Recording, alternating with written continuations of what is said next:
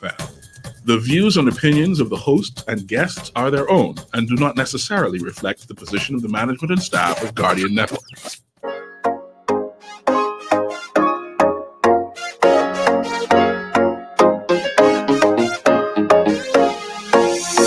This Back with Nahaja Black is sponsored by the Cancer Treatment Centers of America and BTC. It's a hit back with Nahaja Black. It's a hit back with Nahaja Black. It's a hit back with Nahaja Black. It's a hit back with Nahaja Black.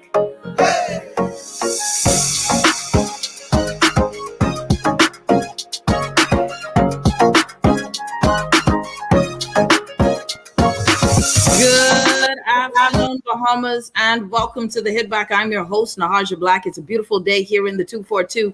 What a day to come back to work after 2 weeks of vacation. I come back to work, y'all, and this is I just love my job. I won't lie to y'all. I have no complaints about my job. I have a great job, a great gig, because if you live in the Bahamas, there's never a shortage of news. I come back this week, and what is the discussion? Early elections. Last week, well, on the cruise, I heard if you were somewhere else and you'd missed that I was on the Crystal Serenity cruise, I got the information on the cruise ship, calls on the ship when there were barely any calls coming through, that there was some sort of big bruckout at the DNA in a DNA meeting.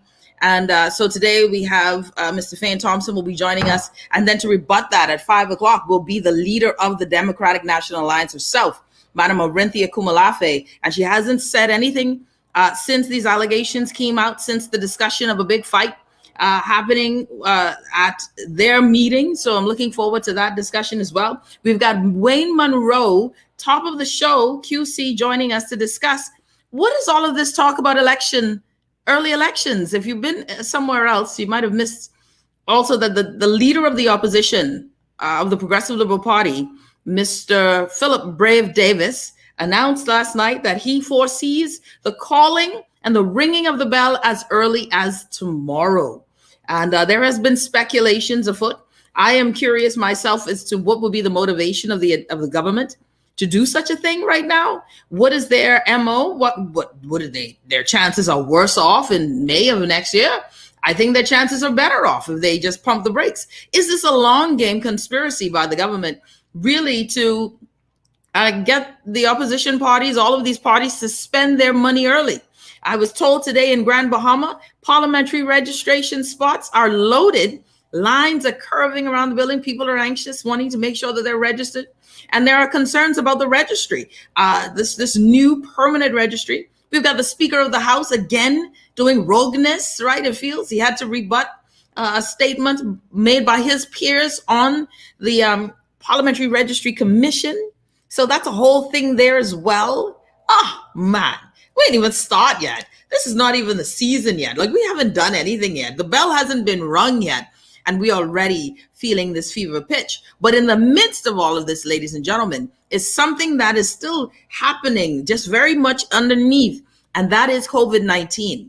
COVID-19 is still going on. Along with the economic collapse, there are still people who are sick and dying from COVID-19. And we're going to talk politics, but there are people whose lives are on the line. And this is where politics and policies matter as well. So we're going to have Dr. Susan Williams Lockhart joining us at the end, coming to the end of the show, last segment, to tell us what's going on the ground. I got to see a photo with Dr. Dwayne Sands, full PPEs. The man is dressed in full protective gear at the hospital, showing the severity of what's going on the ground. Are we doing enough? Are we talking enough? Are we saying enough?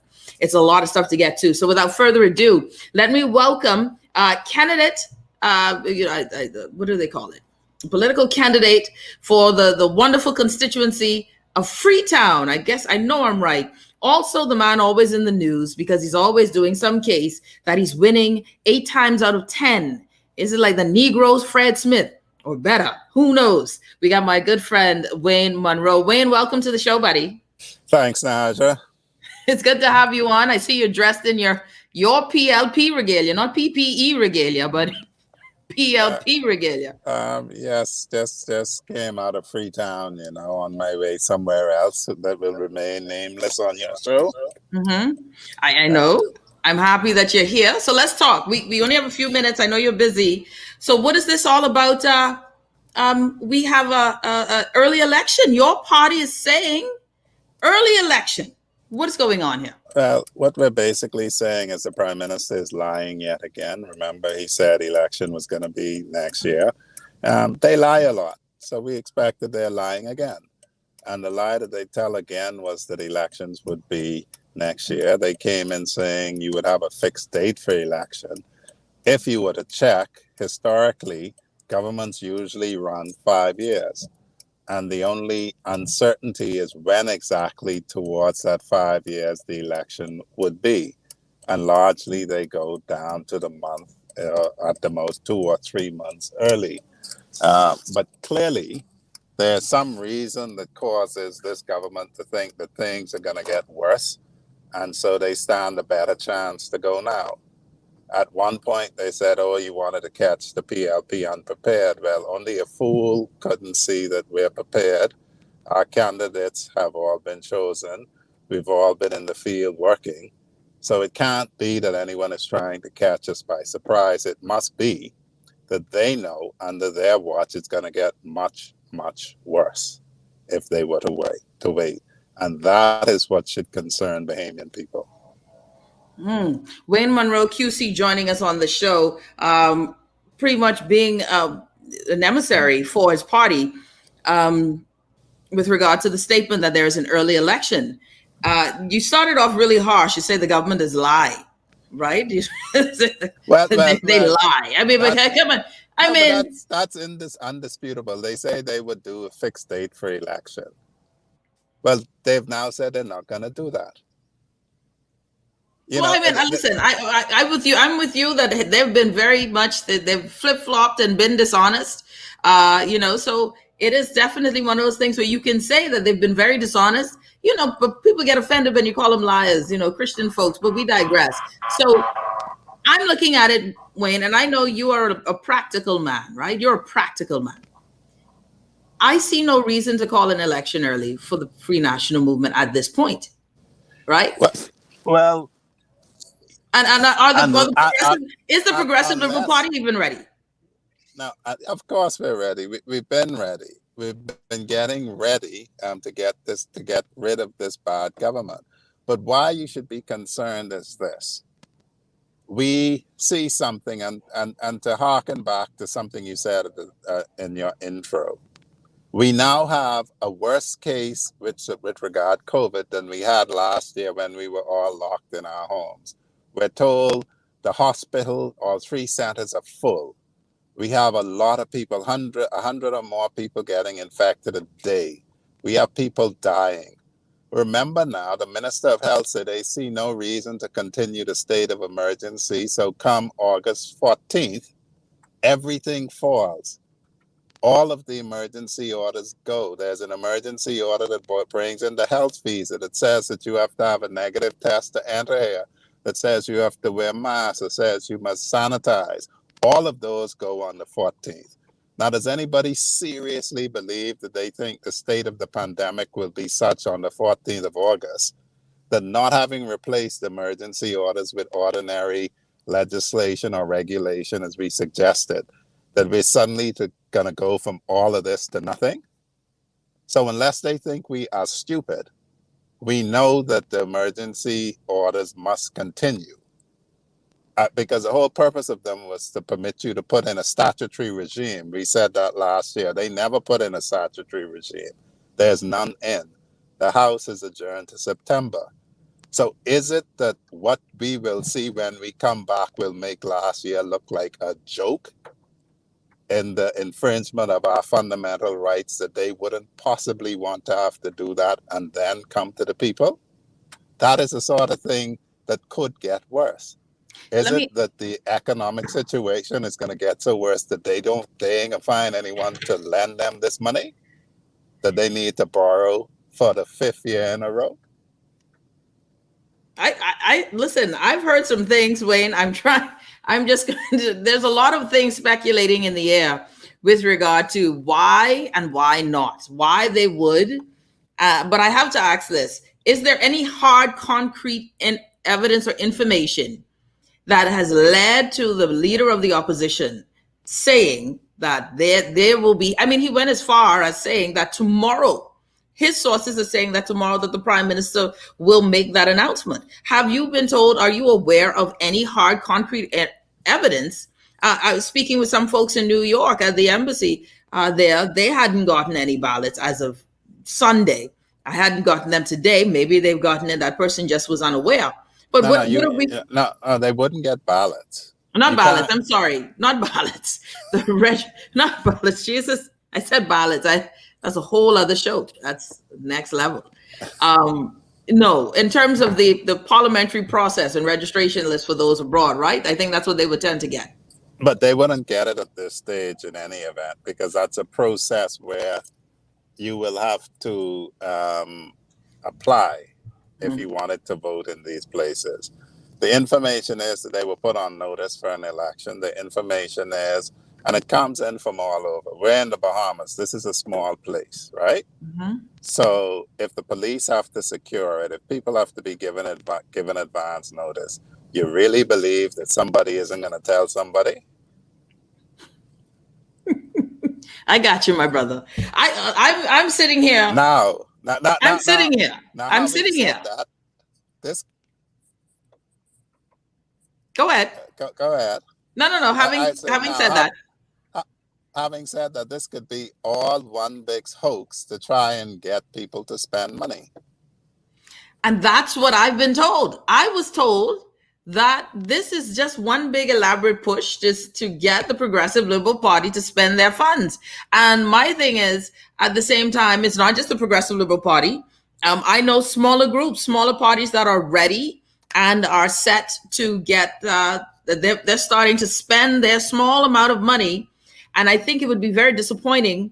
And I don't know if it's wise to even, to even move forward on speculation. But I guess you got to do what you have to do in this situation. So it's very interesting. I don't know what to say. I'm glad I'm only watching as a bystander.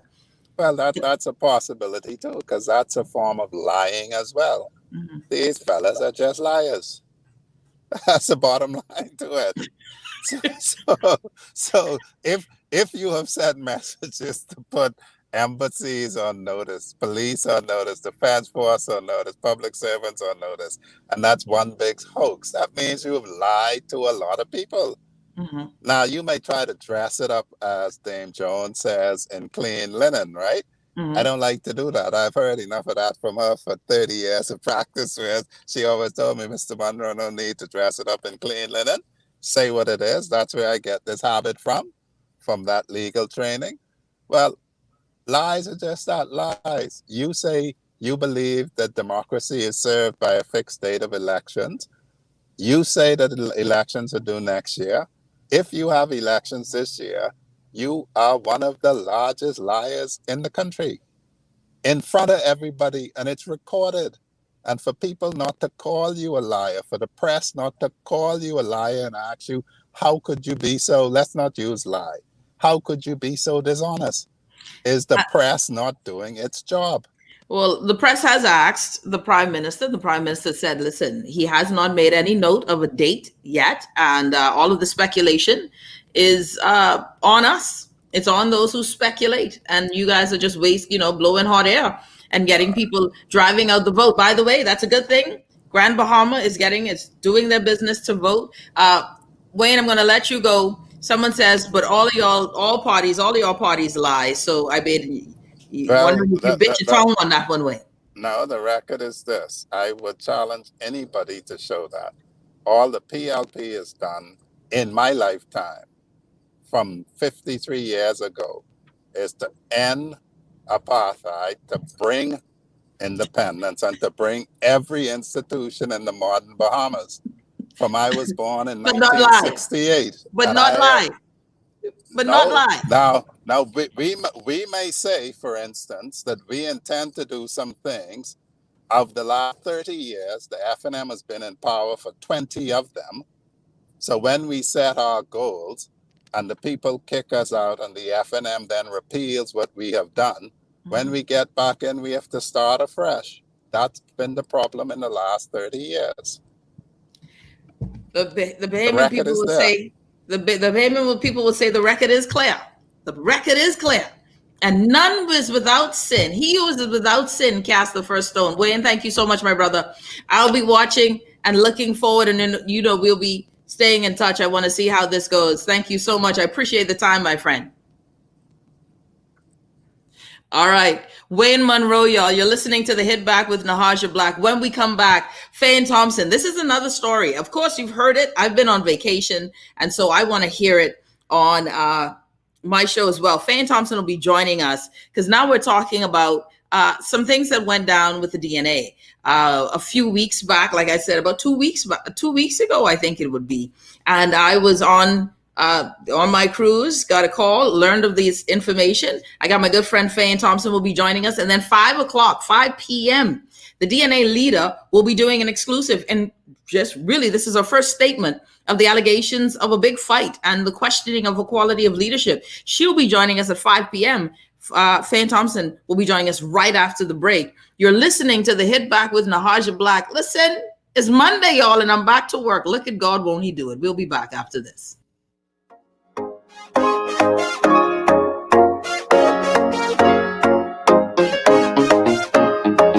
I got prostate cancer, my family didn't know if I was going to live. At Cancer Treatment Centers of America, within days, I got an appointment.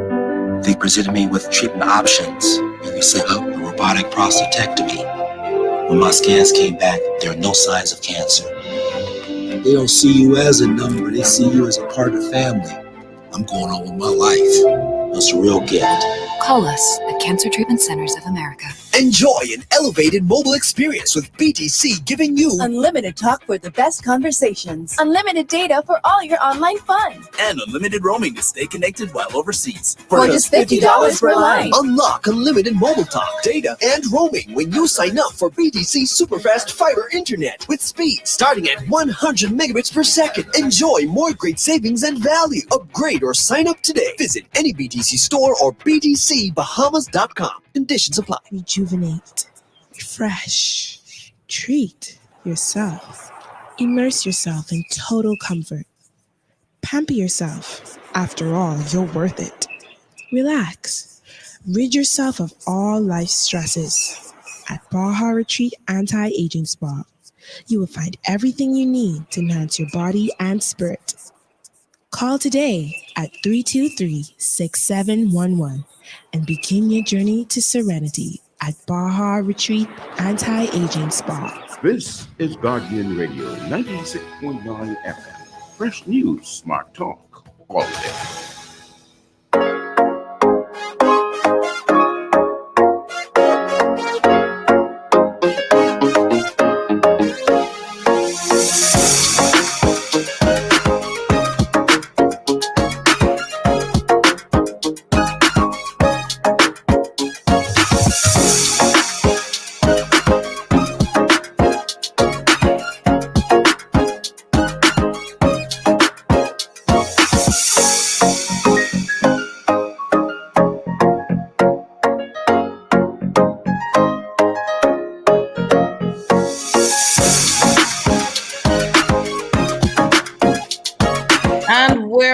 You're listening to the Hit Back with Nahaja Black, Guardian Radio 96.9 FM.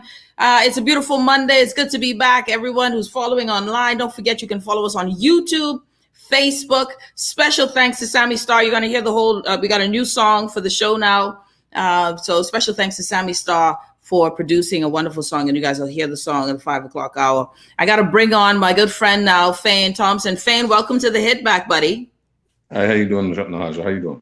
All is well. Listen, thank you so much for agreeing to join me on the show. I know that we are limited with time, and so I really wanted to get you on the show because a few weeks back we had a brief conversation, and you shared a bit about an incident that happened with yourself, another individual at a DNA meeting.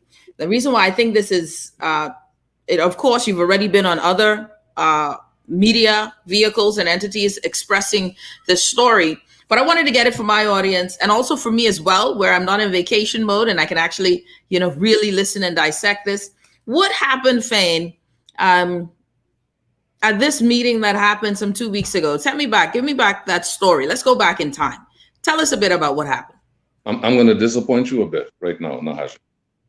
I'm going to disappoint you because the matter is all but sub judice. And I think you know what that means. But I can say this. That the leadership of that party has some questions to answer. They're in the public domain. They have multiple questions to answer. They ought to answer those questions. They ought not to think that these questions are going to go away. And to the extent that I've been allowed by counsel and my training to be careful what I say at this stage, because it could very well have legal consequence, I'm going to be very circumspect. Let me say this though. Leadership in the Bahamas must come to terms with the fact that egos are not what politics is all about.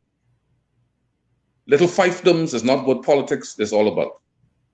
Nepotism is not what politics is all about. Harassing and haranguing people to prevent them from speaking is not what politics is all about. In my years of being active in politics at different levels, one particular organization in particular and another organization, the floor is always respected because it is at the floor level that conversation takes place, that the democratic process drives on. The question as to the specifics of what happened that day are in the public domain. Okay, but if they're in the public domain, why can't you repeat them? I will not repeat facts which I'm trying to be. Let me give you a practical example, Nahaja. Did you attend? That's in the public domain. Was there an event? That's in the public domain. At this particular time, those who are accountable must answer. Answer to what? Fayne, okay, hold on. Time out, Fayne. Time out.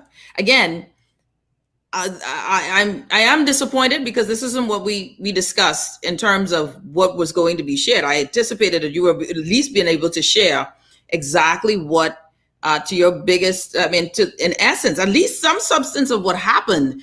Because now I can share some substance, but I will tell you that with the skills that I have acquired and the obvious need to understand now what I'm doing, I want to be circumspect. First, the facts are in. I'm gonna stand on this. The facts are in the public domain. They have been aired. The question now is for the other people to decide if they embrace those facts or if they deny those facts. If they want to create facts or if they want to accept facts. I'm not going to go into the specifics of it because they are in the public domain. You know what, Nahaja? I spent some time on your station earlier today talking about an issue which is of paramount importance to the Bahamian people. But what also is important to the Bahamian people is that we respect our democracy. We do not become chiefs. It's simply because the mantle of leadership is given to us. We earn leadership. We do not become maximum leader unless we want to practice non-democratic tendencies. All of those facts in the public domain, if they come from my lips, it clearly has legal consequence. Nahaja, okay. It may have legal consequence. So I'm advising myself, and counsel has advised me, be circumspect what you say. Okay, so then what are you saying? Because right now you haven't said anything in particular yet about the situation. No. So what is the circumspect? An event took place, at which event my constitutional and other rights were violated. And I will go so far as to say the question as to criminal activity took place. I don't wish to go any further because the specifics of it would be the subject of I'm pretty certain that it will be the subject of an action which we will all find out about very, very soon. Detailed in that particular action, but itemized specifically what happened on the 6th of July, I think it was, 2021. I have never been in that type of situation before. Let me ask you this. I was permit me, Nahaja. I know I may be letting you down to some extent. But you know how I think, and you know how lawyers think, and you also know how people who want to maintain a certain position think. I do not want it to be said that I did not turn up for your show to explain my position, or our position, or the position which is the truth, because that is in the public domain. It is now time for those responsible to step up and concede this issue, to throw their to throw themselves at the feet of begging for forgiveness, to admit their responsibility and to move on and deal with this matter, because there are much more important issues in this particular matter, in this particular Bahamas going on than myself or Boykin Smith. And I mean that. I mean it genuinely. Let me ask you some questions then, and you could say if you can answer these questions or not. Because I think for my audience is sitting probably at home saying, okay, well, what is this all about? And I mean, you know, I haven't gotten the sense of what this is about yet from you. But I know that you've been on other platforms and you've said what this was about. So I'm kind of disappointed that on mine now you're not saying what this is about. And I personally, that is kind of disappointing to me, because you've been on other media spaces and you shared the story, and now you're here and you're not sharing the story. So that is no. I'm advised that a certain person is coming on after me. One thing you'll find about lawyers is we don't talk first, we talk last. Well, you're already spoken first, man. What's the difference? No. We didn't speak first. We responded. We responded to another media after that side spoke. Oh, no. We even gave the opportunity for those to do certain things. Those things were not done. So trust me, we did not speak first. So do you have an issue with the leader of the DNA? Is the leader of the DNA disappointed you? Are you still a member of the DNA? I am tremendously disappointed. I'll leave that right there. Why? Tremendously disappointed. Why? That's not a legal question. That's just an opinion. That's not something I am tremendously disappointed that that July the 6th happened, 2021. I'm tremendously, in fact, I'm painfully disappointed. I almost shed tears. That night and the next morning. I am tremendously disappointed. I'm hurtfully disappointed. That's how serious and that's how deep that is. And disappointed because of what? Because of just that one incident, or what? No, because of a manifest failure of leadership, a manifest failure of leadership, the development of a mentality which is frightening to our democracy, et cetera, and maybe also the fact that when you are invited to a place and you are invited for a specific purpose, you ought not to be the object of untoward behavior. I don't, you know what I want to say to your listening audience, because you have a big one and you have a very serious one. I want them to simply address themselves to social media. I'm going to suggest to them that which they find there, they will be able to make up their minds. I don't want to become the object of a to and fro between myself and someone else. If I do that, then it means that other things have to be taken into account. That is to say, my legal position. And I take my legal position in this instance very seriously. Very, very seriously. My life was threatened. My life was threatened. And I take this very, very, very, very seriously. And I take it, and when I say it was painfully something which I went through, I take it very seriously. When it gets to the point that persons are being used to issue their threats, senior members of the banking industry, senior members of other businesses to as it were, levy threats or lodge threats at some of us. That's the development of a type of politics that I was not trained in. I was trained in. Were you physically assaulted at this meeting, Fayne? Again, I will not go into the details of it. It's in the public domain, and I would ask the public and make up their minds as regards whether or not I'm being difficult or being cryptic. Between the time of that last interview and now, I've taken legal advice, and I can say that. But I'm telling you, I was tremendously disappointed. And if I said any more, I may cry. I was terribly disappointed. And if you heard my voice, you must understand this is in the public domain. And unfortunately, unless the decision is made to stand down from a particular leadership, this unfortunately does not end. This does not end. This is very, very, very hurtful to me. And it's in the courts now. You decided you're going to take legal action after what is in the public domain, an assault. In the public domain, you shared that there was a physical assault. Multiple assaults. Multiple, yes. And I think you have information as regards other persons and other complaints. Yes. And that is all in the public domain.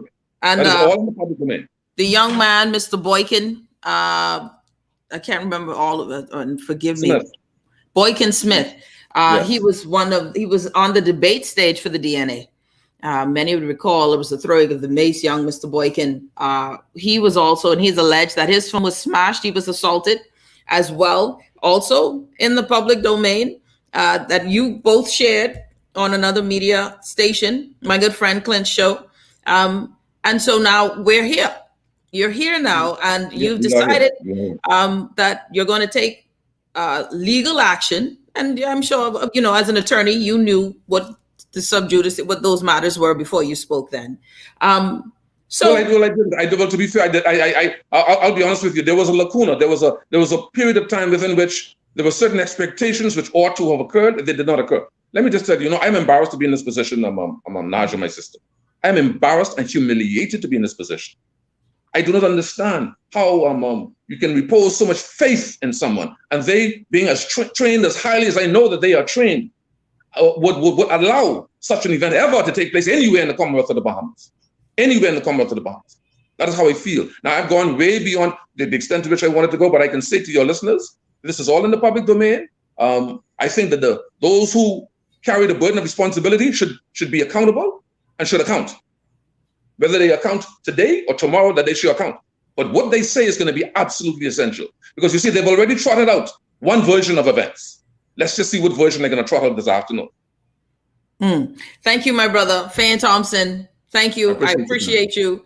And we'll see how this all plays out. Thank you. Thank you. All right. Well, yeah, I was disappointed. That was not what I was hoping, what's going to come out of that conversation. But we'll see how this all plays out. What I was told and what was shared with me was that there was a big fight. Big fight, right? Big fight. Phones get smashed. Fayne Thompson was physically assaulted. These are the allegations that were presented. And now we're throwing questions back at the leader and mum's the word. I am curious. And so I'm looking forward to having the leader of the DNA join us on the other side of the show. I want to get your thoughts, though. If it's a matter inside of court, if it's a matter of in court, but we need the DNA leader. She will be joining us at 5:00 to have this discussion.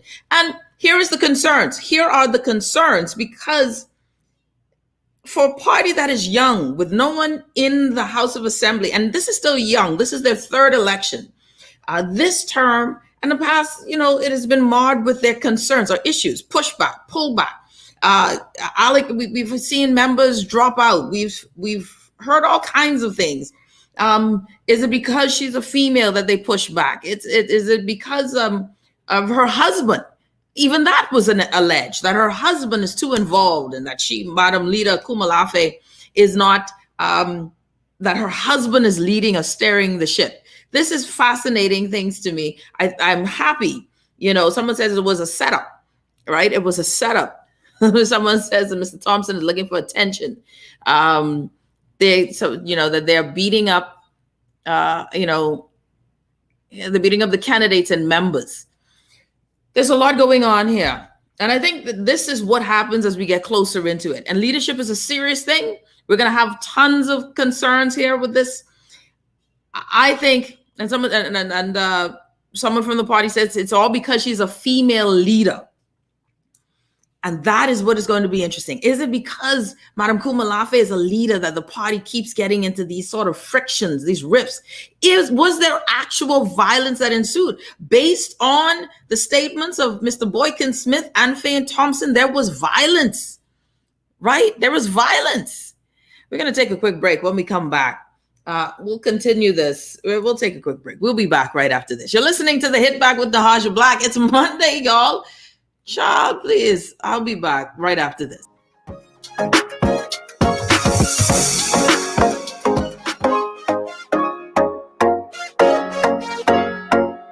When I got prostate cancer, my family didn't know if I was going to live. At Cancer Treatment Centers of America, within days, I got an appointment. They presented me with treatment options, and we set up a robotic prostatectomy. When my scans came back, there are no signs of cancer. They don't see you as a number, they see you as a part of the family. I'm going on with my life. It's a real gift. Call us at Cancer Treatment Centers of America. Enjoy an elevated mobile experience with BTC, giving you Unlimited talk for the best conversations. Unlimited data for all your online fun. And unlimited roaming to stay connected while overseas. For just $50 per line. Unlock unlimited mobile talk, data, and roaming when you sign up for BTC Superfast Fiber Internet with speed starting at 100 megabits per second. Enjoy more great savings and value. Upgrade or sign up today. Visit any BTC store or btcbahamas.com. Conditions apply. Rejuvenate, refresh, treat yourself. Immerse yourself in total comfort. Pamper yourself. After all, you're worth it. Relax. Rid yourself of all life stresses. At Baja Retreat Anti-Aging Spa, you will find everything you need to enhance your body and spirit. Call today at 323-6711 and begin your journey to serenity at Baja Retreat Anti-Aging Spa. This is Guardian Radio 96.9 FM. Fresh news, smart talk, all day.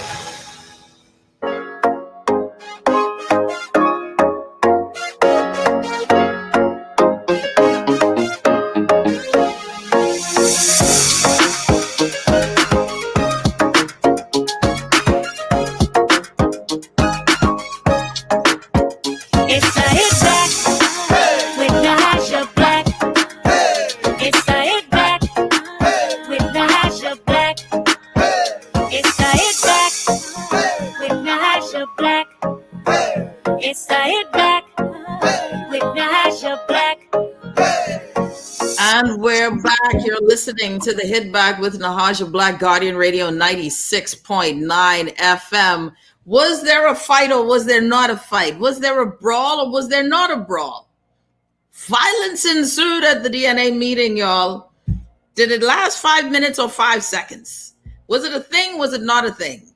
And so this is going to be interesting. I can't wait for the DNA leader to show up. Someone says she won't be slapping up. She will bring facts and competency. Of course, we know that Madam Komolafe is a strong one, and she will come, I'm sure, very much, my disappointment, and I'll be straight with you. Fayne has hosted my show. Fayne has been a friend and colleague of mine. So when he called me, I knew right away that something did happen. I don't doubt that there was violence that ensued at this meeting. There was violence. He was aggressively dealt with, and so I there's no part of that. Someone said cancel Fayne. There's no part. There's parts of it. Maybe that's what the concern is, right? That there's always two sides, or they say three sides to a story: my side, your side, and the truth. Where does it land in the middle? I've had people wanting me to hear voice notes that I haven't heard yet, that we're not sharing, but it's going to come. It's very fascinating stuff.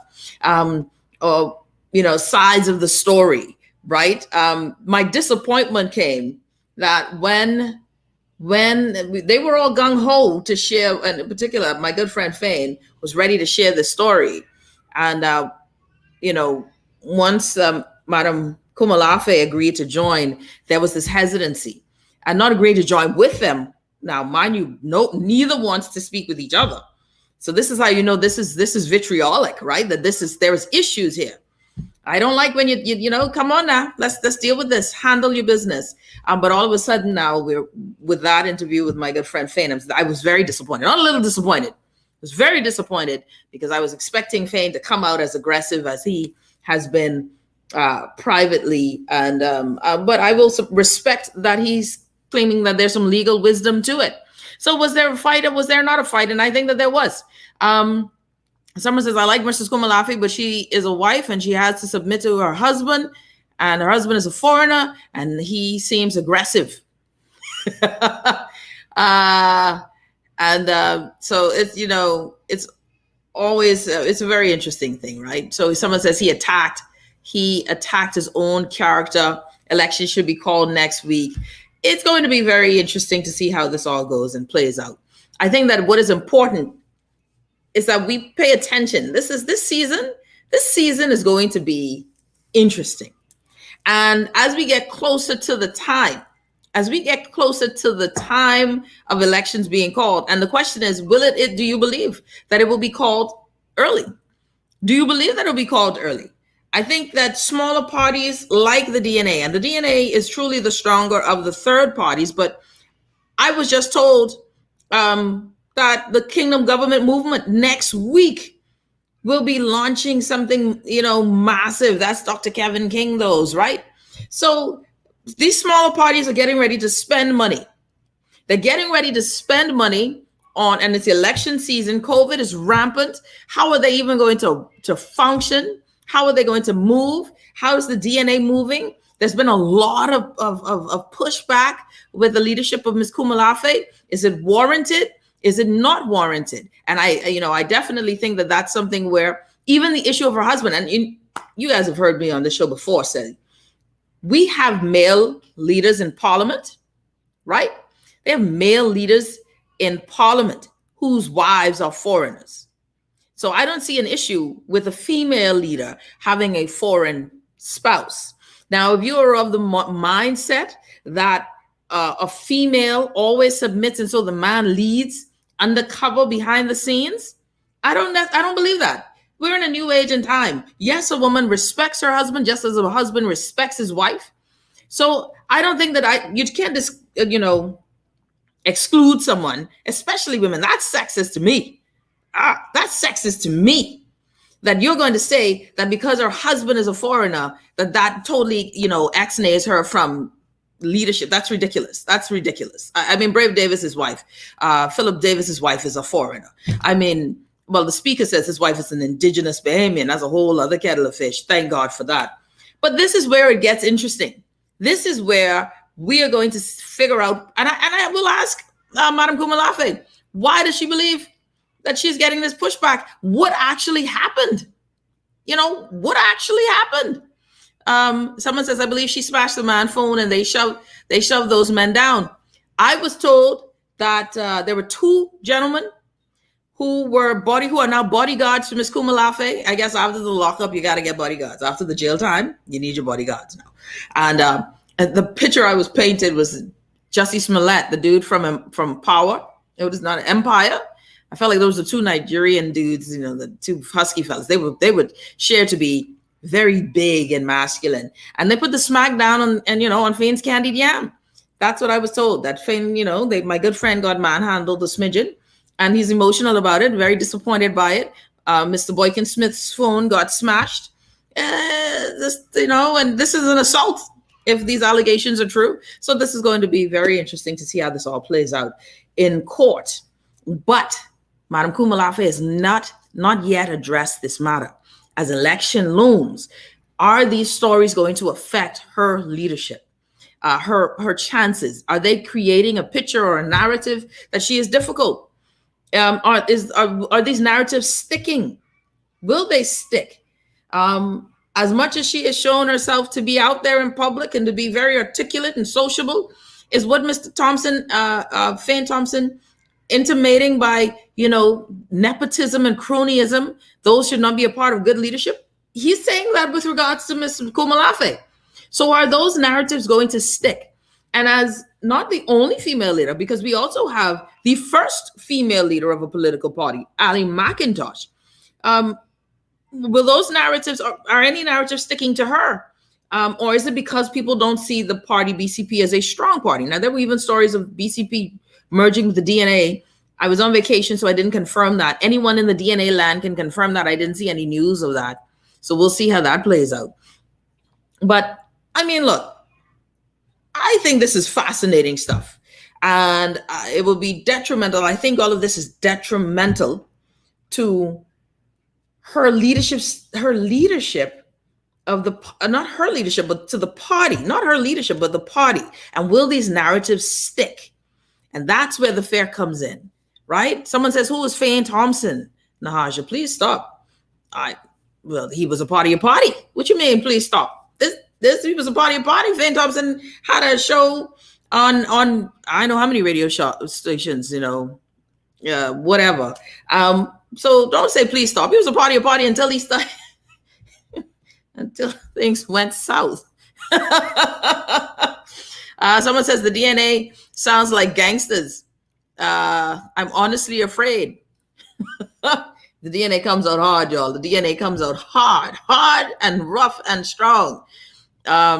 So it'll be a very interesting thing when we watch all of that. So I think that that's what's going to be interesting. If we have it now where elections are called, what are the DNA's chances in this? If elections are called, what are the F&M's chances in this? What are we looking at with all of this hoopla? What is the PLP's chances if elections are called? And that's where I'm curious. What happens if elections are called in this upcoming season? And I got so much things going on in front of me, so I want to get some of your comments. Someone says, I don't think it's detrimental. Wait for the real facts to drop, Miss Black. Good. That's what I'm hoping for, the real facts to drop. Someone says, did you see Lincoln's original Facebook video that originally put all of this in a public domain? No, I didn't. I tell you, I was on vacation, man. I'm trying to catch up. So no, I didn't get to see it. Someone says, listen to Lincoln's show. Helvin, help us all. Someone says, Deshaun says, no one is making sense right now, Nahaja. Not one party. Child, I'm with you. Right now, I don't even know. I feel like we're back here again. Every 5 years trying to figure out who to vote for, right? Someone says we wait for the real story, right? Someone says glad the operatives in the DNA are gone. Listen, I am so happy. This is the season we're in. This is back in when you had the PLP, when they were running.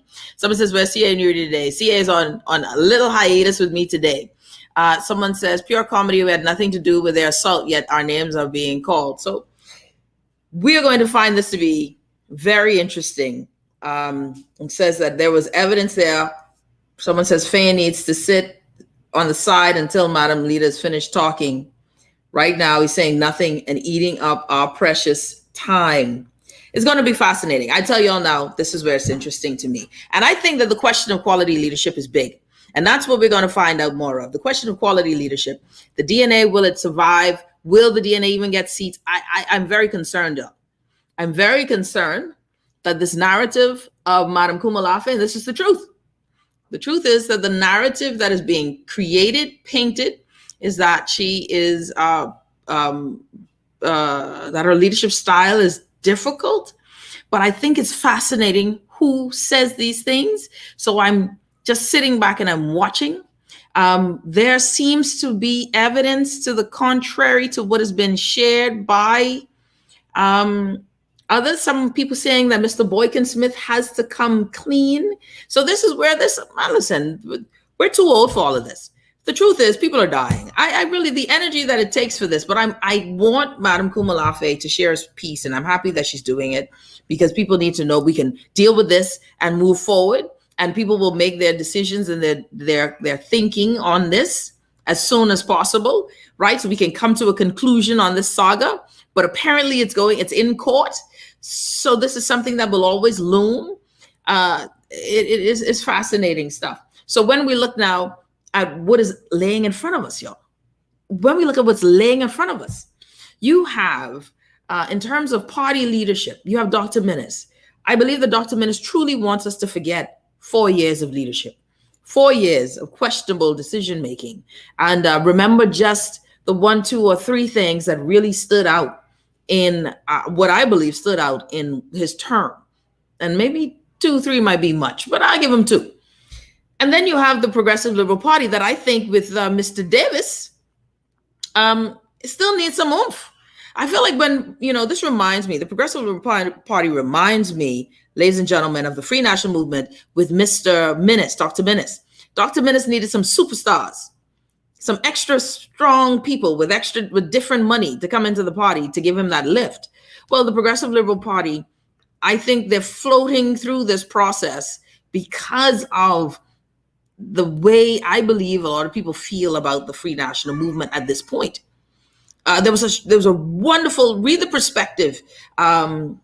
What's her name? Miss Turner. Read the perspective in the National Guardian today. Great articles by Sharon Turner. I think that's her last name. Why am I forgetting? Excellent articles on the ballots and voting, and are we satisfied with the way this is turning out? I think there's a lot of concern about what is laying before us. And now you have this narrative with a big infighting in the DNA. I mean, literal fight, literal throw-in blows. Fayne says, feelings he's hurt. It's tough times ahead. We're going to take a break. When we come back, leader of the Democratic National Alliance, Madam Komolafe, Arinthia Komolafe, will be joining us. I'm looking forward to this. I think we can now move away from this conversation after someone says that she gives the facts, not conjecture, not emotion, but the facts. But, you know, I mean, police reports have been filed or civil suits have been dealt with. Legal action is gone. And we'll determine based on, because Fayne didn't say much on the show here, to know what really went down. But I told you I know what happened based on what he said. Anyways, someone said he's embarrassed, not hurt. He's embarrassed, not hurt. Kevin, what are you talking about? How do you know what? And I wasn't there. So we'll be back after this. You're listening to the Hit Back with Nahaja Black. Boy, these DNAs, they hot to trot. Hot to trot. We'll be back after this.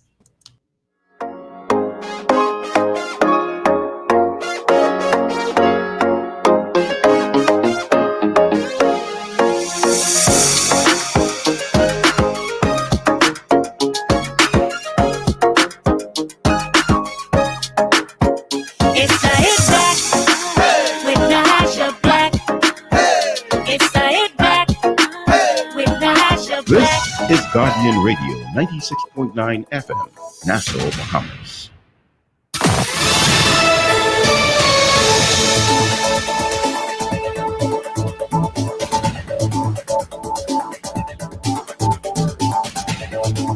Good afternoon, everyone. You're listening to the Guardian News Network. I'm Taylor Ferguson.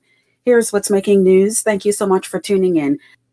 Prime Minister and Minister of Finance, Dr. Hubert Minnis, responding to what he calls false claims and fear-mongering by opposition leader Philip Davis on government's tax plans. In a statement today, the Prime Minister says he is not planning to raise taxes immediately following any prospective election, and asking that the opposition refrains from making up nonsense to deflect from the fact that the economy of the Bahamas is on its way back to full recovery under the stewardship of the Free National Movement government. A man was attacked and robbed as he was preparing to make a bank deposit in the Harbor Bay Shopping Center today. Police say the attacker got away in a small vehicle. That daytime robbery caught on video and has since gone viral. And I want to warn these would-be criminals that the members of the public are tired of you. They are taking a courageous step and reporting you, who are brandishing your firearms and who are going about conducting these heinous acts. You're going to be caught. It's simply a matter of time. Police did not say how much money was stolen. Prime Minister Dr. Hubert Minnis says he's the only one that will decide when the House of Assembly is dissolved and when the next general election will be called, not opposition leader Philip Davis. Mr. Prime Minister makes those decisions, not him. And nothing coming this week then? No dissolving of Parliament this week? The Prime Minister speaks, not the leader of the opposition. The leader of the opposition said there'll be dissolution. The Prime Minister did not say that. A long line of people waiting outside the Parliamentary Registration Department today amid widespread speculation Parliament would be dissolved as early as this week. As new COVID-19 cases hit triple digits for the first time since October, and health officials reporting 100 new infections, the Prime Minister says if you're vaccinated, there's no more pandemic. And the one thing the beaming populace understand, we're in two pandemics. The vaccinated individuals are now out of the pandemic. The pandemic is finished for the vaccinated individual. The non-vaccinated individuals are still in the pandemic. And therefore, it's essential for us to aggressively, of which we're doing, to aggressively pursue vaccines so that we can vaccinate our populace as quickly and efficiently as possible. That's what's making news. I'm Taylor Ferguson. AP News is coming up next. Tired of banks forcing you to use technology to bank the way they want you to? Your convenience is important. So no matter what your banking needs, Commonwealth Bank's friendly staff are always available in branch for that personal one-on-one service. But when you choose technology, our online and mobile banking app offers you state-of-the-art functionality. The choice is yours. Commonwealth Bank. Bank the way you want.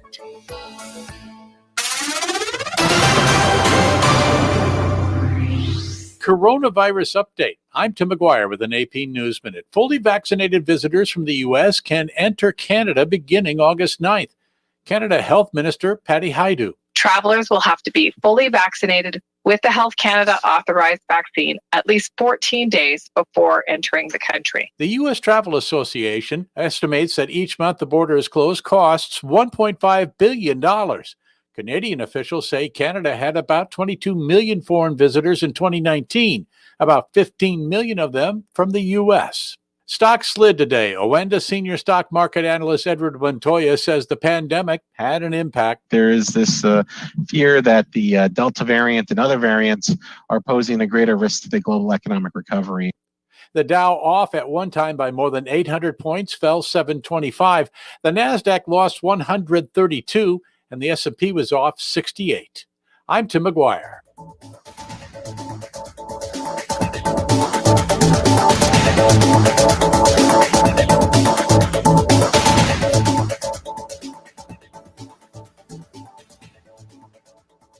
This is Guardian Radio 96.9 FM. Fresh news, smart talk, all day.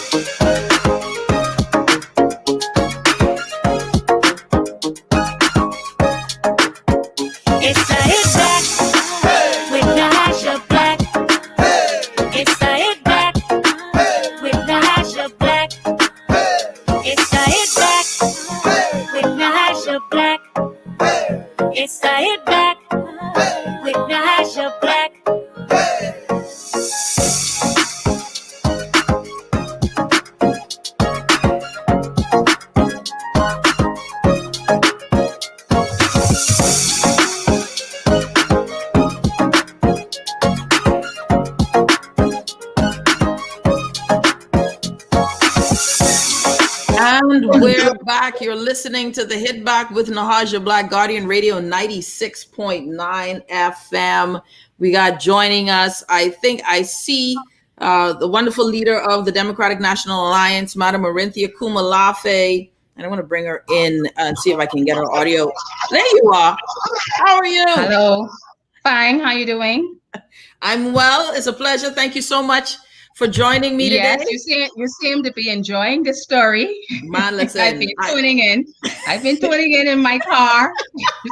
I just got from a meeting, and it I sounds heard like you. this story on the cruise, man, and which iteration? Which iteration? Because it's been like 5 or 6 versions now. So which iteration? You should tell us the original one you heard from your good friend Fayne Thompson. You should tell us that one. The original one. Well, hold on. I feel like I should let you talk first, but I can tell you mine afterwards. I'll tell you mine after. I'm disappointed, just like you, because why didn't he come tell the story? Because I'm sure I was going to hear the 5th version of this story now. Because this is why evolving. Listen, and that's why once we set up that interview, I messaged right away and I said, listen, I want you guys to know that that's what's coming on. And right, you did. Just a statement, and you said no, I'm coming on. A statement. How could you ask for a statement? A statement cannot suffice.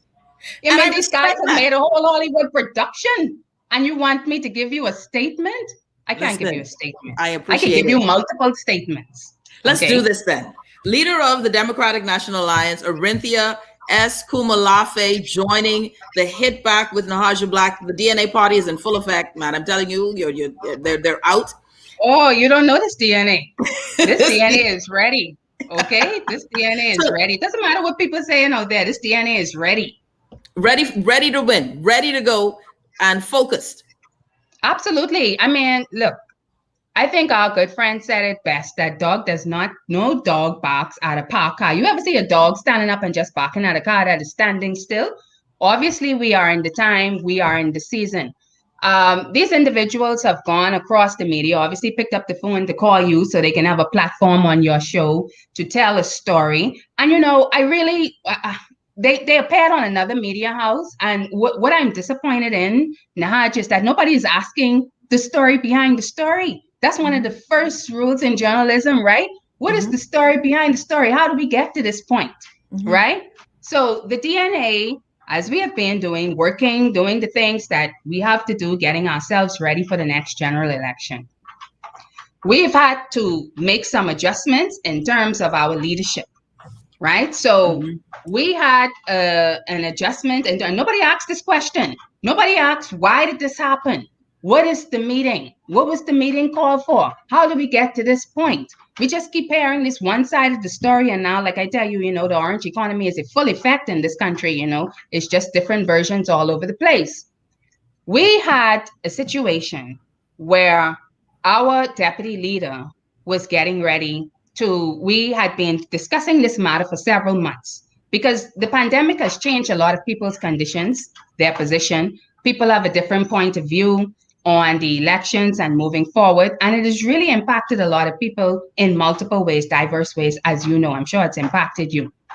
So we've had a situation where we've been moving forward, looking how we can address the situation in the best interest of not only the party, but our deputy leader, who has been with the party, who ran with us in the 2017 general election, but has indicated that he is not going to be able to give the time and the effort on the ground as he did in 2017 to be able to run in this next general election. And we appreciate that because we've been saying to persons inside the party, we need everybody on board.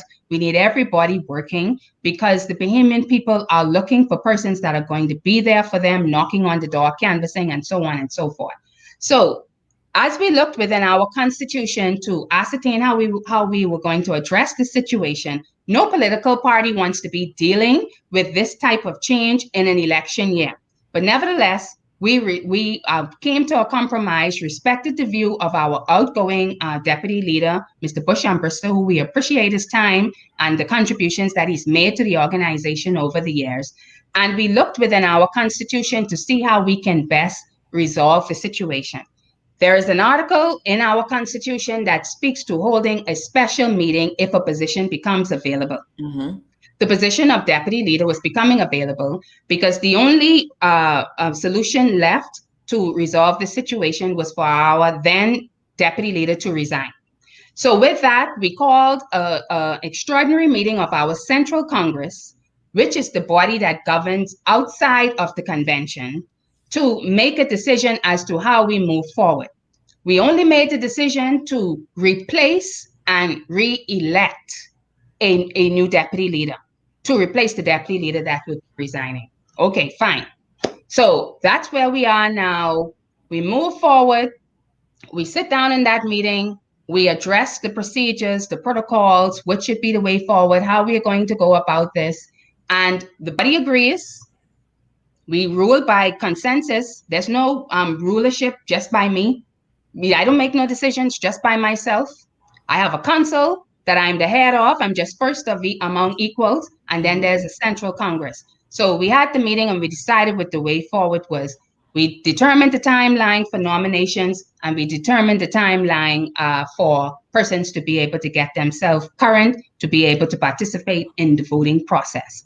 Now, these individuals, I tell you, nobody told the story, because we had nominations. We had two persons inside the deputy leader race. In fact, there were three nominations. One of the nominees declined. The two of the other nominees accepted. One of those nominees was Stephen Nesbitt, and the second nominee was Omar Smith. Now, Omar Smith was nominated by the outgoing deputy leader, Bush Umbrister, and seconded by Boykin Smith, alternatively Fayne Thompson. That was the way that went, right? At the same time, Boykin Smith also nominated someone for the position of chairman, and I'll tell you how that came up. And he nominated, and there was a nominating for himself for the position of deputy chairman of the party. Now, the discussion that we had at the meeting was not to address deputy chairman or even chairman. But what transpired, because the then chairman, Omar Smith, was nominated and accepted the nominated, the position of chairman became available. So we also had to hold elections to replace the chairman. So we have two positions now that we are addressing and those individuals put themselves forward. Now, we had an electoral committee. The electoral committee comprised of the Secretary General, the National Treasurer, and a trustee of the party. Those three members were the members of the electoral committee. Each deputy leader candidate also had an observer that served inside the room on the night of the elections. And the observer for Mr. Stephen Nesbitt was Mr. Lamont Nixon. He's our candidate for Golden Gates. And the observer for Mr. Omar Smith, you know very well, he helped to raise you, Mr. Keno Lockhart. That's right. Running for us in the Bain and Grantstown constituency. Right. They were all there inside the room during the voting process. They watched everything. That was the whole purpose of them being there. Because if you remember, when we held a convention in February 2019, we are the first political party to allow external observers that were non-affiliated with the DNA to come inside our convention and observe our elections. Right. So and how many people? Just to make sure, how many people were in that meeting on the 6th? That's a different meeting. I'm leading up to this meeting that you're talking about. Okay. So we hold these elections, and there are observers there. It's a very clear and transparent process. Everything is there. We agreed the process as a body, and the results came out that night. It was very close. We put a press statement out on it. The chairman race was very close. Hilary DeVoe was a nominee, as well as Derek Smith, who was a long-standing member of the party, and Fayne Thompson was also nominated, right? On the night of the election, he declined it. Well, I'll explain why that happened. But the race was 17-23, 17 in favor of Ms. Hilary DeVoe, 23 in favor of Mr. Derek Smith. Derek Smith won the chairman's race. On the deputy leader side, it was a very close race. It was very tight. 20 for Mr. Omar Smith and 21 for Mr. 21 for Mr. I have to say this part because you won't understand it and appreciate it unless I say it. And 21 for Mr. Stephen Nesbitt. So Mr. Stephen Nesbitt wins the election. He gets up. We applaud everyone that won the election. Omar Smith got up and gave a concessionary speech conceding the fact that he had lost the election. And if there was anything untoward, his observer was there in the room. Well, we found out after we left the room, after we left the meeting, that Mr. Boykin Smith felt that there was something untoward about the elections. So there is a communication that is forwarded by one Mr. Fayne Thompson inside our groups outlining these various issues that they supposedly had. So the following day, post the elections, we have all this going on inside our WhatsApp group about whether we should have a meeting, whether we should discuss this before we go to the public, introduce whoever, blah, blah, blah, blah, blah, blah. Just by two persons, you know. There were only two persons disrupting this process. So we call a meeting. I call a meeting for 6 o'clock that evening. This is the night that you're talking about. I call a meeting to address these issues, because if we don't address the issues, then they say, okay, we're not addressing the issues. Everyone inside the party shows up for the meeting. All the persons who were there, who are eligible to vote, who have no problem with the results of the elections, show up there to vote. These individuals that are claiming wrongdoing, Boykin Smith and Fayne Thompson, they now show up. They can't show up. They want a Zoom link for the meeting. But the body had already agreed that this is not going to be via Zoom. If you're making these accusations, you should come and stand in front of the persons that you're making these accusations about so that we can address the situation. So the body says to them, we're not having the meeting by Zoom. We want you to come in person. So they come in person. They reached there. We were there from 6 o'clock. They never arrived until about 20 minutes to 7. So they kept us waiting for that period of time, but the meeting was in session. So when the meeting was in session and they walk inside the room, the meeting is in session, someone is on the floor. Honestly, I don't know what is going on, because I saw when Boykin did enter the room, he had a laptop in his hand. I never saw a phone. I never came in contact with a phone. Now I'm being understood to be made that I destroyed the phone. But I saw him clutching a laptop when he walked inside the room. Myself and the deputy leader were chairing the meeting. And we were sitting up front as well as the Secretary General and the newly elected, the national chairman was not there. He was off the island. So he comes inside the room and he did this about in the back of the room. I can take anything of it. We're in meeting. The meeting is in session. The next thing I know, there's an uproar because I'm disturbed by something somebody is whispering in my ear. Apparently, he walks up to the front of the room. Who says this one? Boykin Smith, pardon. Okay. While someone is on the floor talking. Well, I got this afterwards. I didn't realize that is what he did. But when I quickly looked, I realized that was the uproar was all about. So when he said that, he said, when he walked up, people were telling him, well, you shouldn't do that. That's disrespectful. There's somebody on the floor. And Nahaja, that's not the way we run meetings. We run very disciplined, orderly meetings, whether it's virtual or whether it's in person. So they did that. Okay.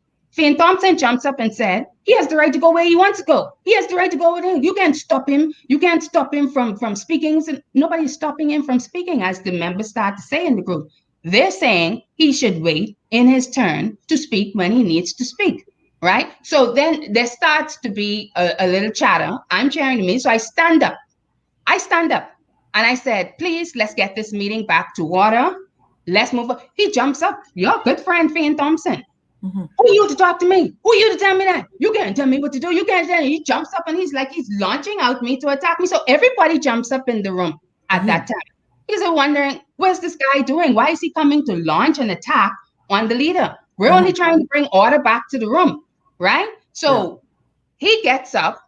Like I said, every guy in there jumps up, wondering, well, what's his situation? Now the ladies run over to me and they say to me, madam, you sit right here. You don't go. Because I'm looking at him and I'm like, the being town and me came out then, because then I remembered I went back to 1990 when I was back in school in Willard Parton and I used to fight. And I'm like, that Arinthia has been quiet for 30 years now. And here comes this guy trying to bring the brain tongue up out of me. And I said to him, are you talking to me? Because right now, it doesn't matter if I'm the leader. You're disrespecting my person because I don't disrespect anyone. So you're standing up there and they're saying to me, madam, leave this alone. We got this. And he continues on. And there's a scuffle. But Nahaja, there's no assault that took place in there. Nobody hit Mr. Thompson. He's being very dramatic, overly dramatic. Because before anything was able to happen in there, the guys parted him from there, right? So he's having all of this uproar in there. Now, I have security. I do have security. And the security was not even in the room at the time. There were two securities on that night. One was at the door, and the other one was manning the parking lot to watch persons' cars. They sent a message out there and said, this guy is coming to attack Madam Leader. Because he got out of control. Because prior to that, and see, these are the things that he's not going to put out there and what he's not going to say. He had already had conversations with the deputy leader, calling me a dog, calling me a dog. That's what he said. A dog. Multiple times. And I am not lying to you. And since, and even post that incident, he was on the line and members of the DNA was able to hear him say, that dog, I'm going to get that dog. This is what he's saying now. He's referring to me, Arinthia Komolafe. I am going to get that dog is what he told him. And I have something waiting for y'all. This is just the beginning. That was his threat then, that he was going to go out to the media to do whatever it was that he wanted to do. Because you know what the issue was, Naja? The guy that he wanted to become the deputy leader did not become the deputy leader. That was his biggest problem. And do you know what we also found out since then? You see, these things are not peculiar in political parties, especially if you see an organization that might stand behind you and you're either maintaining power in government or retaining power in government. And these guys were sitting inside the Democratic National Alliance as operatives. I'm not telling you something that I don't know. Inside the Democratic National Alliance, they approach members of other organizations looking to see how they can be able to exploit this particular incident for their advantage. We have evidence, I will say it, Because you see, people, and I would say alleged, because in this era that we're living in today, we allow anybody to come on these shows to say anything. And we don't dispute it. The media in this era allow people. And there's some shows I'm going to go back and review because there's defamation of character that has taken place of individuals' character, including my character, my husband's character, and other members of the organization. I didn't get this far in my life being disgusting or assaulting persons. I mean, the fact that people would believe that I assaulted someone or took someone's phone away from them and damaged someone's phone. The fact that someone would think that I didn't come this far in my life. I tell people constantly that I had to work hard to get to where I am. I came from, I just mentioned it. I was born in Farm Road and went to school in Bain and Grantstown. 12 years of public school. 12 years of public school, and then went to the College of Bahamas and was able to go off to England to qualify myself in law and business. I came back here and I was in a managerial position in private banking in this country, a managerial position that took me to work in Switzerland. And then I came back here and I was in an executive management position in a public corporation in this country, pardon me. To get into politics, to become the chairman of the women's branch in the Progressive Liberal Party, which is no easy feat as a young person inside a legacy party. And then to become the deputy leader of the DNA and then the leader of the DNA. Nobody gets there off of foolishness. You see, my character and my name is all I have. I've never stood before any court for anything for anyone. Not theft, not assault, not anything. Not just me, not my husband. We don't bother people. The extent of our public life is what we are doing here in politics, fighting for the Bahamian people. My husband is from Nigeria, yes. Yes, he's of African descent. He's not a Bahamian, but he's come here with a Ruth mentality. And he has said, as your people shall be my people. My husband has done nothing but worked in this country and contributed to the development of this country. I run a sporting program on Saturdays and I work with young people. And my husband is there with me every Saturday doing that. No, he doesn't have to fight for me. But if a man stands up and hears another man calling his wife a dog, that's fighting words. That room, who you expect to hear that and be okay? Even my father is not okay with that. My brothers are not okay with that. My mother is not okay with that. And my mother from Farm Road and my father from Martin Street. So if you want to say I have a fighting spirit in me, yeah, I have a fighting spirit in me because I would stand up for what I believe in. And if God has given me the ability to stand over this party and to lead this party, then I have to be protective of what he has given me. And when these uncircumcised Philistines come up inside this organization to destroy the work that we have done, we don't see those people. We don't see Fayne Thompson. Fayne Thompson doesn't give $1 toward this organization. I see my bank account going down every month. Me and the members of this organization that care about this organization. This guy showed up at an opportune time, seeking to get power, hungry for greed, and because he didn't go his way, that's why he's embarrassed. You know why he can't come on your show and tell the story? Because he knew I would be on the show. Because how can you tell the story face to face? The story that you have concocted and switched over and over and over again. I don't play games.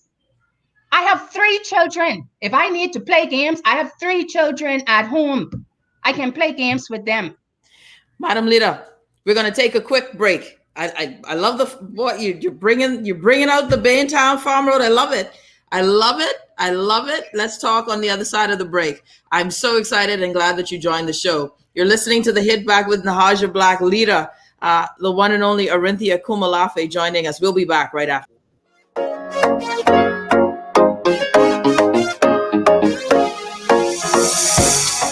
In life, there are always challenges. Today, we find ourselves having to be more self-sufficient, socially aware, and technically savvy. At J.S. Johnson, we are committed to our customers by providing cost-effective insurance solutions. No matter what your insurance needs, we will always be here for you.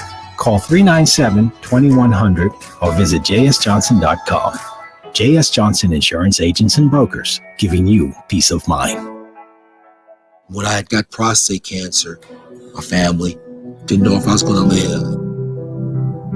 At Cancer Treatment Centers of America, within days, I got an appointment. They presented me with treatment options, and they set up a robotic prostatectomy. When my scans came back, there are no signs of cancer.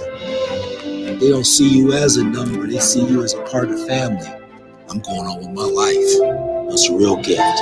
Call us at Cancer Treatment Centers of America. Enjoy an elevated mobile experience with BTC, giving you unlimited talk for the best conversations, unlimited data for all your online fun, and unlimited roaming to stay connected while overseas. For just $50 per line. Unlock unlimited mobile talk, data, and roaming when you sign up for BTC Superfast Fiber Internet with speed starting at 100 megabits per second. Enjoy more great savings and value. Upgrade or sign up today. Visit any BTC store or btcbahamas.com. Conditions apply. This is Guardian Radio 96.9 FM. Fresh news, smart talk, all day.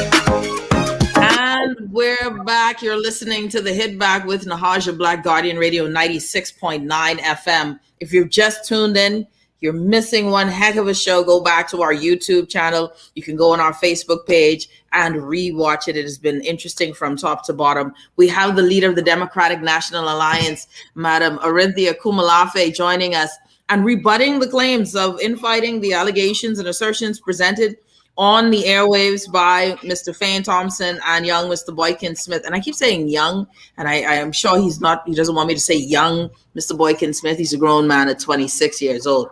So, okay, Madam Komolafe, you were very passionate, and I appreciated that you were saying, listen, this is the situation. And I think that a lot of people who are watching online or responding to my phone, they're appreciating your candor, your energy, your passion in this conversation. Some questions that have come up was that, what I was told initially some 2 weeks ago was that Mr. Thompson was beaten. He alleged that the bodyguards attacked him. Your bodyguards attacked him because he was expressing himself. And then the violence ensued, and he never mentioned that you attacked him or that you damaged the cell phone. Others did that, Boykin's cell phone. So did any of those things occur? Nobody assaulted Fayne Thompson. From where I could see where I was standing, like I said, when he came at me to launch at me like that and to say what he said, everyone inside the room stand up. So the men rushed to him and the women came over to me to keep me behind the desk where I was. They said to me, Madam Komolafe, you stay there, because they did not want it to deteriorate into anything. I saw with my own eyes. I saw him throw a blow, but it hit no one.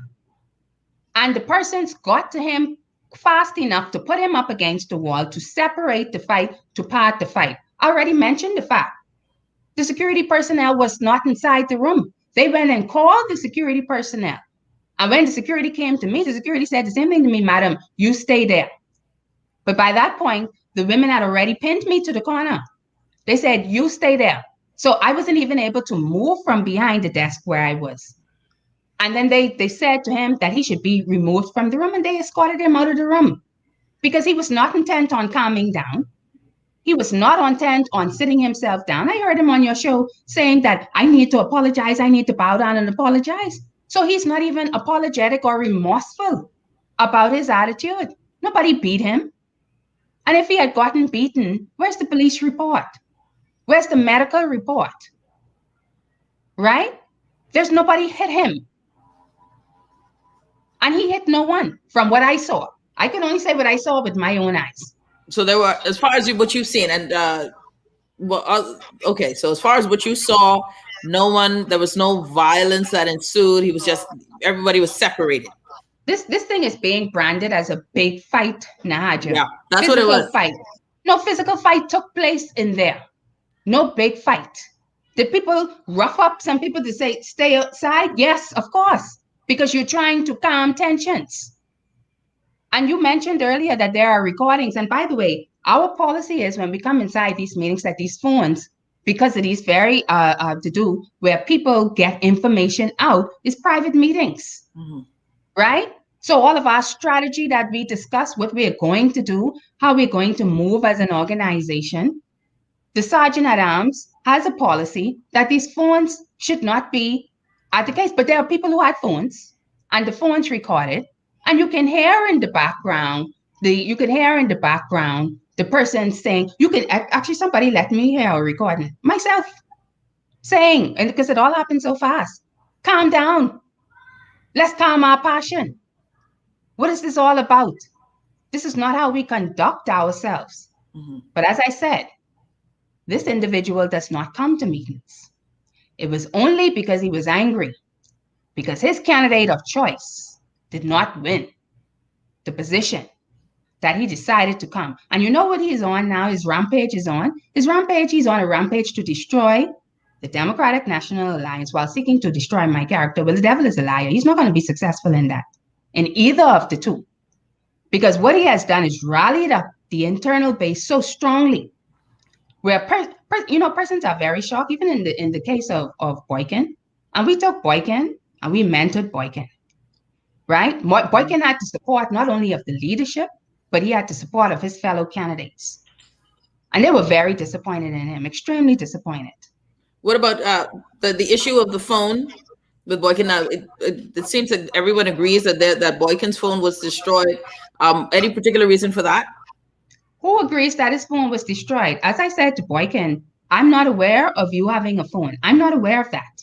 And I can only speak to what I know, because as that was going on, whatever they say was transpiring concerning him, I was focused on what was going on with Fayne Thompson.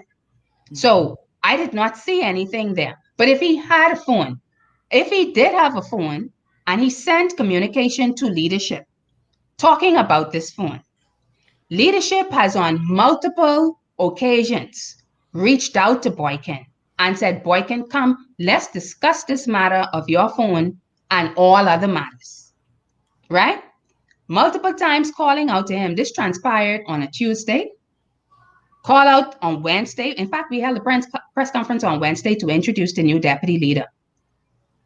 We were waiting there for hours after that press conference on him to come so we can discuss this issue of his phone and other issues that he was talking about. Wednesday called him, Thursday called him, Friday called him, tried to get in contact with him, no response.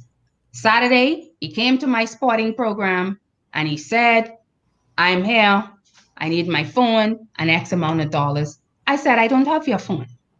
I said, the chairman, the national chairman, has been trying to reach out to you.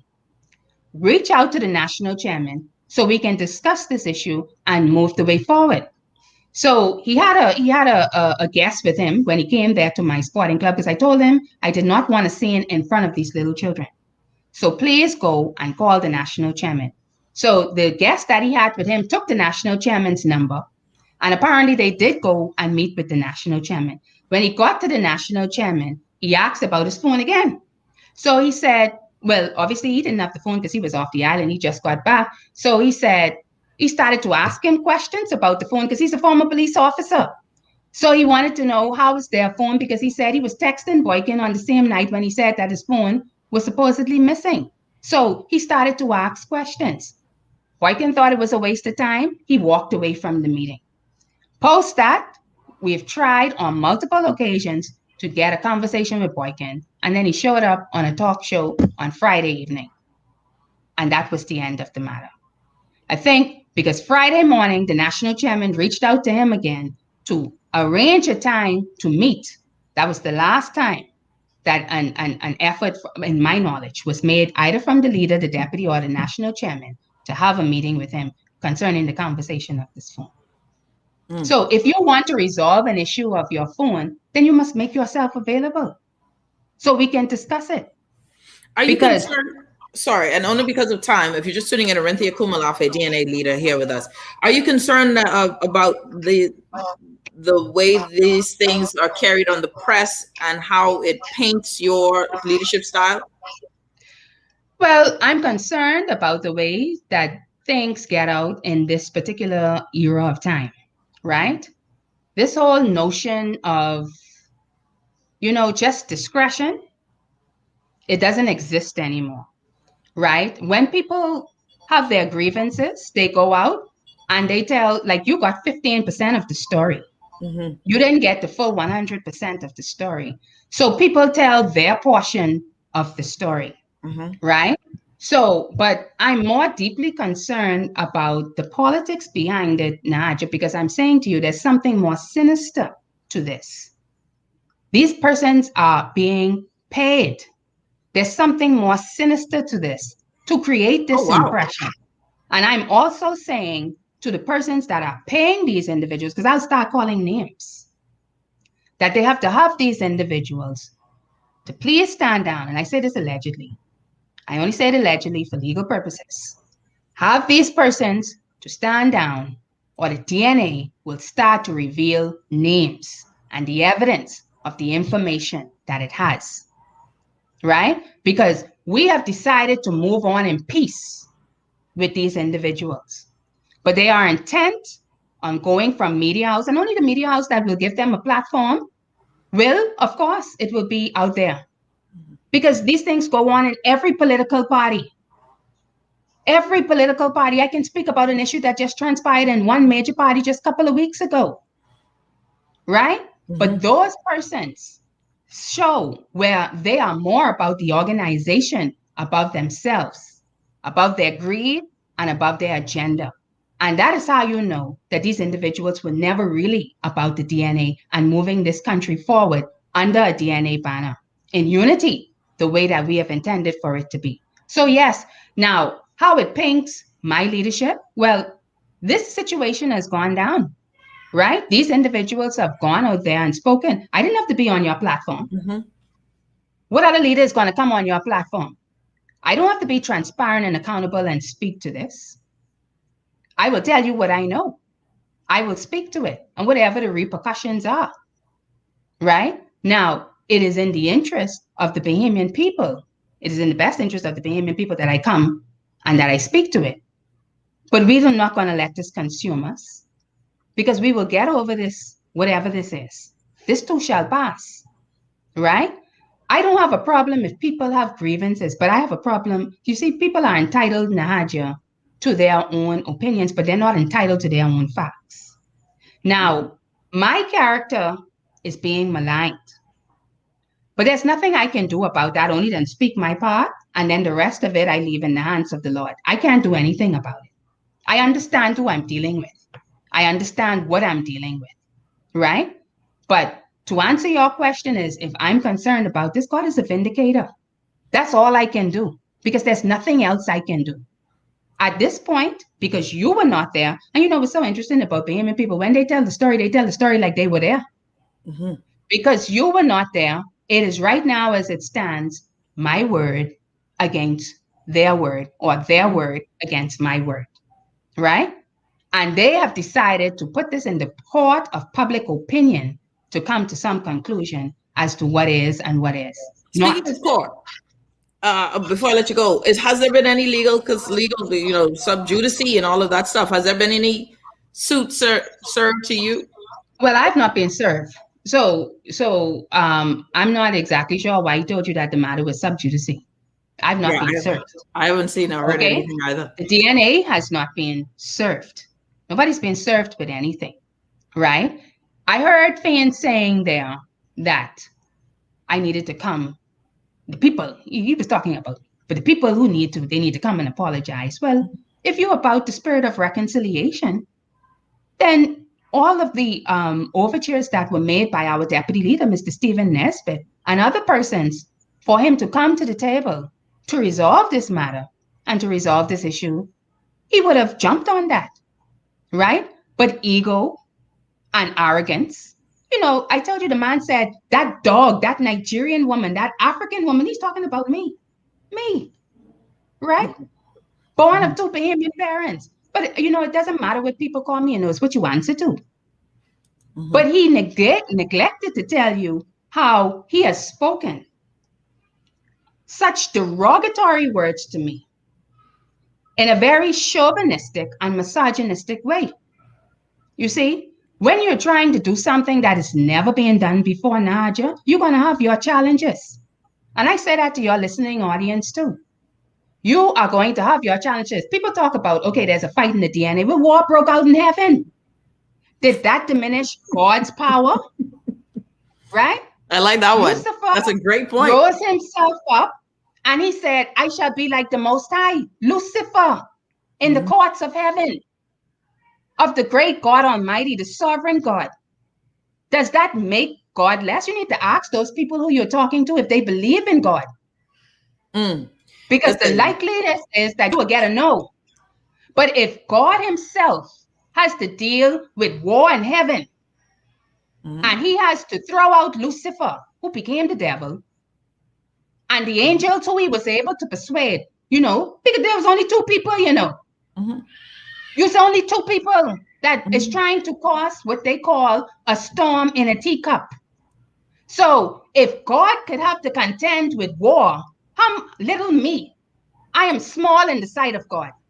And Jesus said, if they persecuted me, they will persecute you. So yeah, God is not being diminished. I pray to him every day. And he's brought me through everything every day. I pray to him every day. So do I think it diminishes me? No, it doesn't diminish me because it didn't diminish the sovereign Lord when he himself had to deal with the arrogance of Lucifer, who felt that he could be like the Most High God.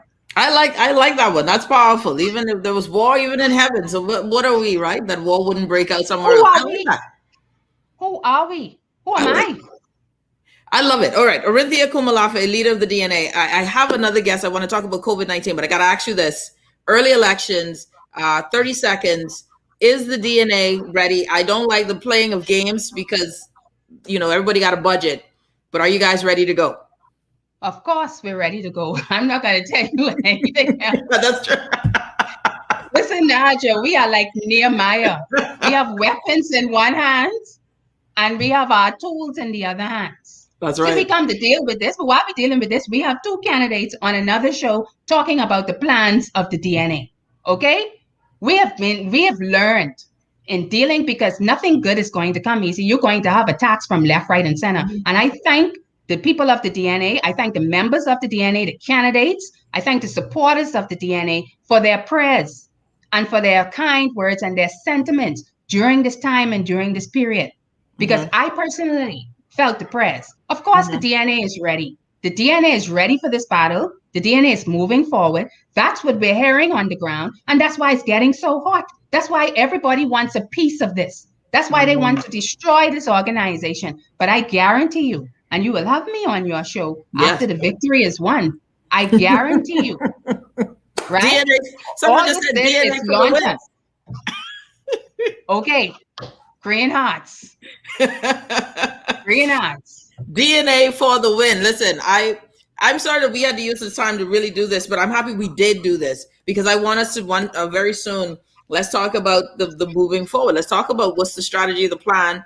I think of you guys a lot when we talk about early elections, and smaller parties have a smaller budget, and we can't be playing games, these political games that are being played. So hopefully we get to chat on another topic. But Madam Komolafe, you did what you represented like a soldier with a fire from Baintown. I loved it. Thank you so much. Yeah, and the Baintown could be around here for a little while, right? Remember that? Do you remember that dub song? Who want to come try test me? It could be around for a little while. All I need, Lex, is the bogle, but don't bogle yet. DNA. That's the DNA slogan. Okay. Love it. Thank you so very much, Naja. I appreciate it. Thank you. I appreciate you. Thank you so much. All right.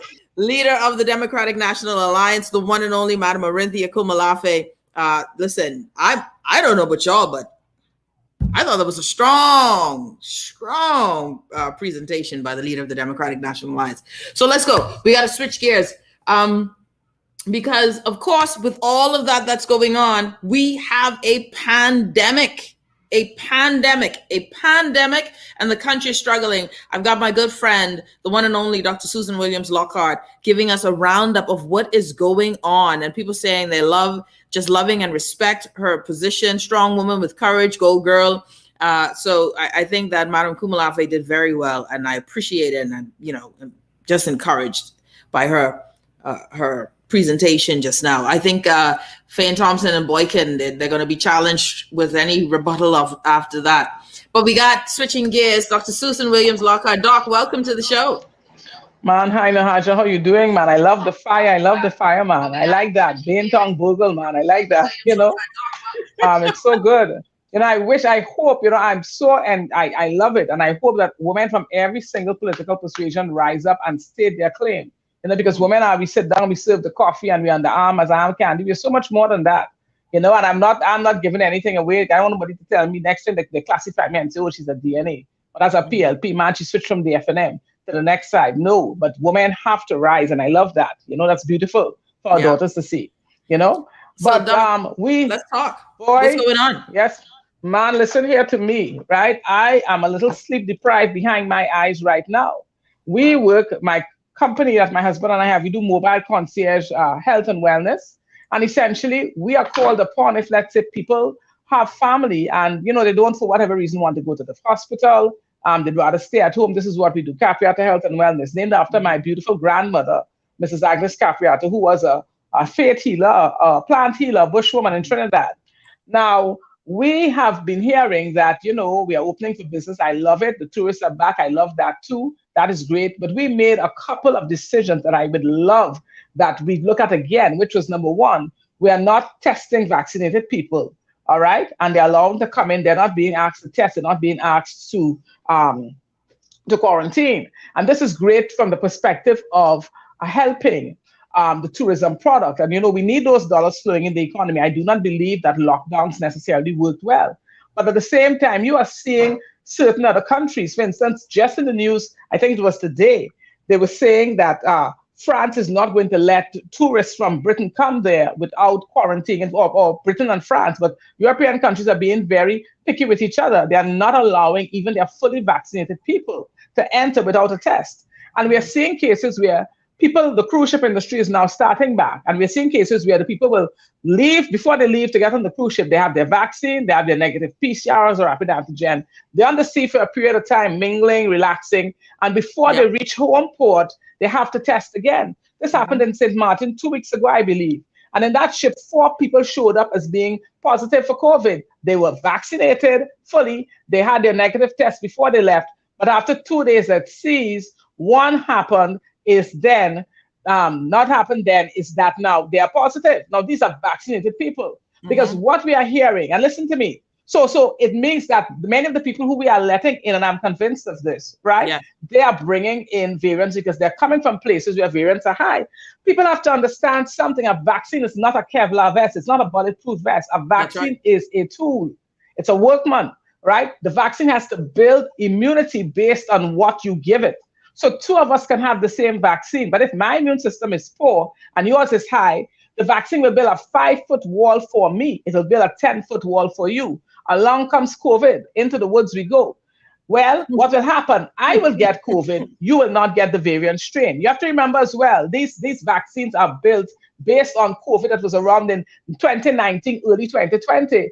That has mutated and the genetics have gone. The vaccine companies themselves, Pfizer itself is noted saying, we need to get a booster because there's some situations where the vaccine does not fully protect you. So people want an answer. People are afraid. They want the vaccine to work. They want one thing that will change the narrative. That is not coming, right? A vaccine is a tool. Number one, it is one of the many strategies, okay? Vaccines are one way of boosting the immune system in the body. We have 9. If God thought we needed 9 ways to boost the immune system, how does man come and figure that vaccine is the answer to everything? Okay. Now, having said that, and I want to deal with this because there are lots of things going on and people are asking, I'll tell, and I will do the big reveal, Nahaj. I will reveal my vaccine status on the show. First time, right? Okay. The big reveal, right? But people are going around telling people things we should take them and vaccine. I'm like, this is crazy. This is crazy. I fully believe in vaccinations. Vaccines work. Okay. But why must we only be subjected to one vaccine? This is the equivalent of, penicillin is a fantastic antibiotic. It changed the narrative discovered by Sir Alexander Fleming on his moldy bread in London one day. He did many things. It's marvelous medical history. Penicillin changed the history of medicine, changed the history of progress for man. People stopped dying from infectious diseases with the discovery of penicillin. But that is like, we have penicillin is the cure for something. And we say, okay, everybody going to take this penicillin. So what happens if you're allergic? Don't matter that you got to take this penicillin because that's what we got. What happens if you can't take the penicillin? Don't matter, we got to take this penicillin, this is what you got. No, that is not the way to do it. And it is not as if these vaccines have not had reactions. I'm not trying to promote vaccine hesitancy. I'm not trying to scare people. But I assume everybody else does. You are seeing cases where they are talking about neurological complications, Guillain-Barré. They're talking about they're not using it in some places. Italy, they're not using the same vaccine for people under the age of 60 because an 18-year-old died from complications. Now, are they being too cautious? Maybe. But we have to understand that there is no therapy that is without complication. Aspirin can kill you. Anything can kill you. So why are we acting as if one thing now is perfect, right? So we need to come off of that. That is my take on it. We need to come off of it and tell people, listen to me. Vaccines work. Read. Let us get a range of vaccines in here so that you can take the one you want. I can take the one I want. We can take the next one we want. So in addition to this, let's look at what is happening on a global perspective. 7 million vaccines, right? 7 million vaccines given out, I believe they said. But 70% of them have gone to 6 countries. Right? 70 million vaccines given out. 70% of them have gone to the richest countries in the world because they have the deepest pockets. The rest of the world ain't getting no vaccine right now. We have run into an issue because we decided that, okay, vaccines are going to be our strategy. I don't sit at those tables. I said, fine, that's what you decide you're going to do. But you know that to vaccinate people to health, you need to have 60%, let's say 60, some people say 70 or 80 when there's a highly transmissible variant like the Delta variant. Right? But let's just say 60. Let's settle at 60. So that is 250,000 people you need to vaccinate. So when they said they were getting 60,000 vaccines in the first, and I said, okay, let's wait for it because that's a policy, but that is not going to work. You have to vaccinate if you have to provide vaccines for 4 times that amount. So as it stands now, we're out.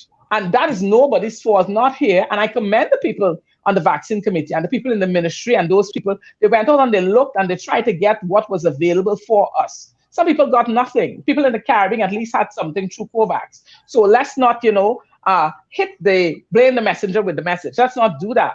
But I'm just trying to put a potential narrative down here for people to understand, right?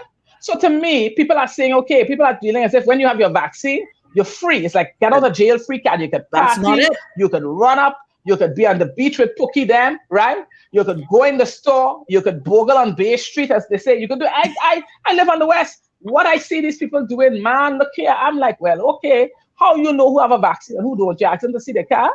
How do you know that? So my policy has been that once you don't live with me and you're not in my bubble, you stay 6 feet away or I put my mask on when I'm talking to you and I don't go indoors in close proximity with anyone. We have to live. I was on the fish fry by beautiful place Drifters this weekend. We were outside. We put our mask on when the server came. We took our mask down when people were, it was beautiful. We have to live with COVID. It is not going anywhere. But a vaccine does not ensure your safety. This is what we're seeing. And we have only a few minutes left to go. Let me ask you this. I think a lot of people aren't understanding or we're not getting a sense of how serious this is. I said today, starting the show, I saw Dr. Sands in full PPE. I've never seen, honestly, I've not seen a physician in that much regalia other than you. Right. And now and for me, that's a sense of how serious this is. Right. Do you believe that the Delta variant is in the country? And are you concerned that we are back at, Well, listen to me. I laugh. Because I will tell you in the few minutes we have left, I'm sorry if I went off on the vaccine thing, but we are looking, people are afraid and they want a solution. They want a quick answer. That's one of the answers. But what I will tell you, we are in dire straits. We are in dire straits. There is no room at any inn right now in this country. I'll tell you this weekend, I'm one practitioner and we had to turn away 3 calls. People, high, low, middle class are contracting the Delta variant. It's in the community. At the basketball court, they're catching it. When they travel to Miami, they're catching it. When they go to, some people don't know where they get it from. They say, I wear PP every day. Now, I don't know where I got it, but the hospital is full. I talk to my friends because when I have to call from the community, I try to call the emergency rooms and say, okay, and they told me they're sending people home.